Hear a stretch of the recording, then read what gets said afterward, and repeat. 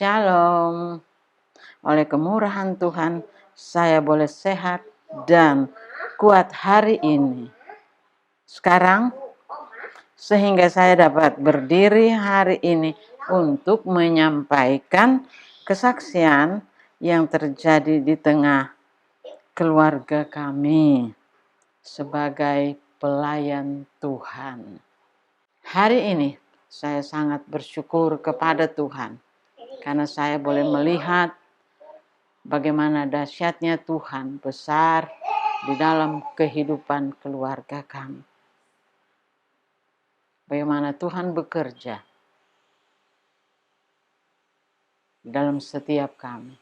Dan saya boleh melihat suatu perkara yang besar yang Tuhan kerjakan di dalam keluarga kami.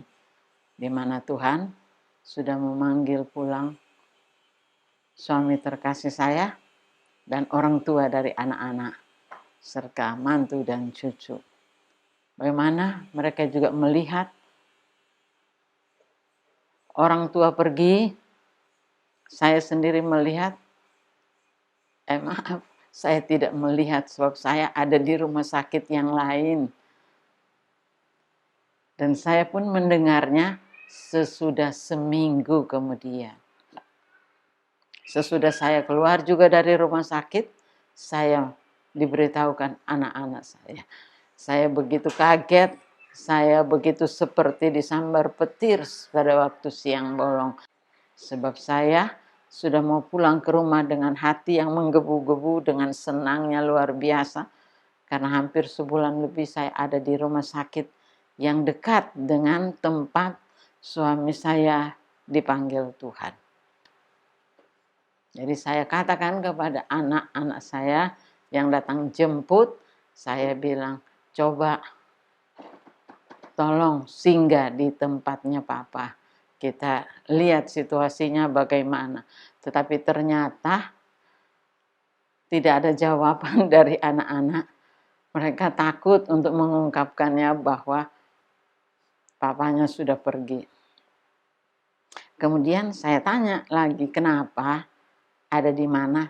Apakah Papa sudah pulang atau belum? Tapi mereka masih terdiam. Saya bilang, kan boleh kita singgah sebentar. Kan arahnya melewati rumah sakit yang ditempati oleh suami saya. Tapi akhirnya anak saya William, dia boleh berkata, Papa udah pulang. Papa udah pulang, Ma. Saya bingung. Oh, udah pulang. Hari apa pulangnya? Diam lagi. Udah nggak ada. Iya, udah nggak ada di rumah sakit, tapi udah pulang ke rumah. Dia bilang, bukan. Udah nggak ada. Nggak ada lagi. Maksudnya apa? Papa sudah tidak ada. Akhirnya saya angkat kepala lihat lagi anak saya. Waduh, dia angguk kepala. Saya punya kaget, nggak ada dua, seperti disambar petir di siang bolong.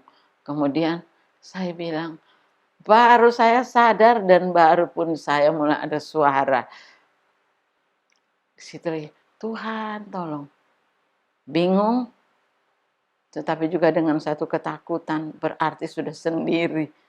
Jadi dengan ibu-ibu yang lain yang suka berkata, beda kalau waktu masih ada suami dengan sudah tidak ada suami. Itu perkataan terus, waduh datang. Tapi di telinga saya, tapi saya tidak, aku punya Tuhan.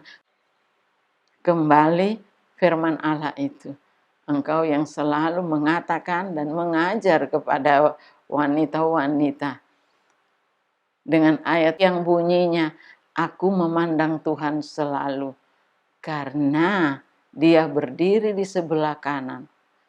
Aku tidak goyah.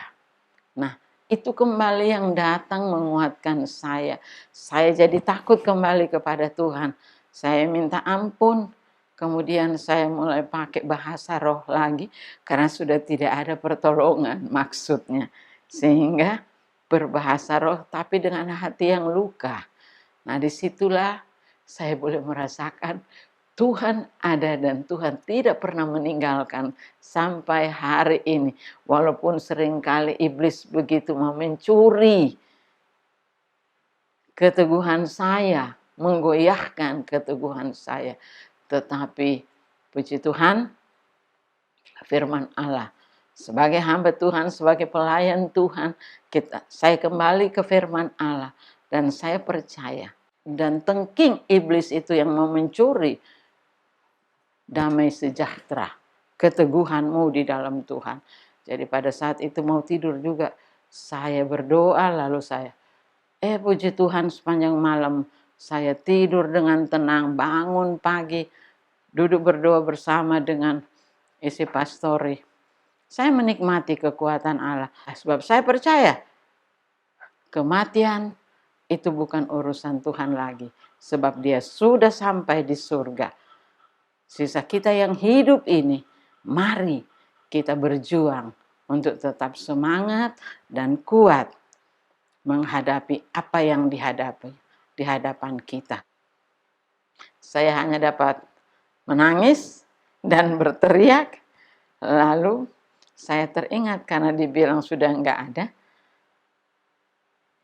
Kemarin saya masih punya semangat dan memohon belas kasihan Tuhan supaya kita itu bisa sampai 4, ya kalau bisa sampai 50 tahun kami akan membuat satu perayaan kecil-kecilan, pikirnya begitu, rencananya begitu.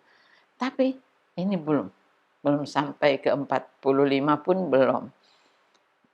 Baru yang ke-44. Dan dia dipanggil Tuhan pada tanggal 2 Oktober. Pas hari pernikahan, hari ulang tahun pernikahan kami. Bulan Oktober itu merupakan bulan yang berbahagia buat saya, teristimewa di awal.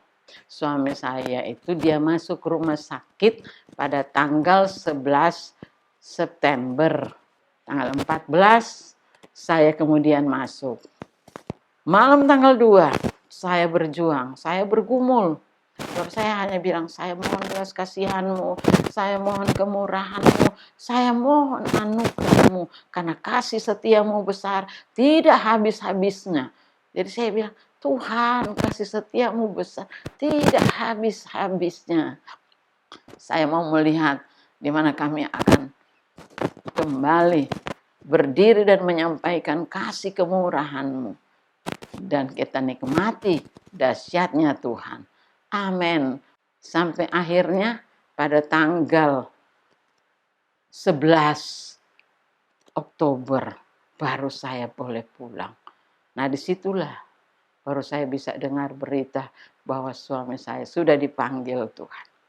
Daging ini memang sakit, pasti kecewa. Tapi saya tidak kecewa yang berlebihan karena saya tahu firman Allah. Semua ada waktunya. Karena ingat juga dia ada bersama dengan kita. Dia ada di dalam kita. Dan rohnya yang menuntun kita kepada kehendak dan rencananya. Sehingga jadi rencananya di dalam kehidupan kita.